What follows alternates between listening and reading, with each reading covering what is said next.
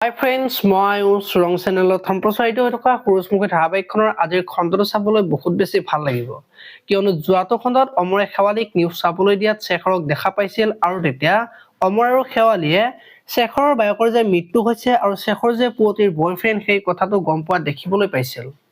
আজিৰ খণ্ডটো দেউতাকে সোণৰ কথা ভাবি থাকিব আৰু ল'ৰাটো ক'ত বা আছে, কি বা কৰিছে, ভগৱানে তাক কুশলে ৰাখিলেই হ'ল বুলি চিন্তা কৰি থাকিব আৰু শেৱালীয়েও সোণৰ কি হ'ব বুলি কান্দি থকাত দেখিবলৈ পাব।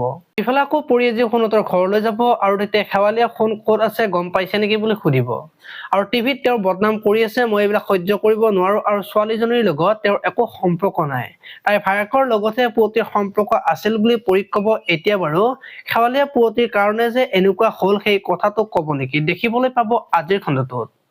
আনফালে আকৌ পুৱতি আজি শেখৰৰ ওচৰলৈ যাব আৰু তুমি কিয় এনেকুৱা কৰিলা বুলি সুধিব আৰু মই তোমাৰ প্ৰতিশোধ ইমান সহজে পূৰণ হ'বলৈ নিদিওঁ বুলি কোৱাত দেখিবলৈ পাব।